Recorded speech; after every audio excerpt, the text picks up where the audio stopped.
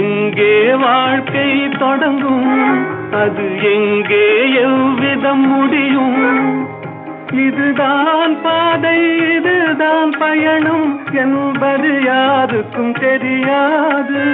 பாதையெல்லாம் மாறி வரும், பயணம் முடிந்துவிடும்.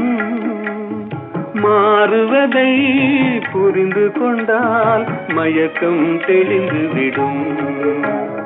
நினைப்பதெல்லாம் நடந்து விட்டால் தெய்வம் ஏதுமில்லை. நடந்ததையே நினைத்திருந்தால் அமைதி என்றுமில்லை.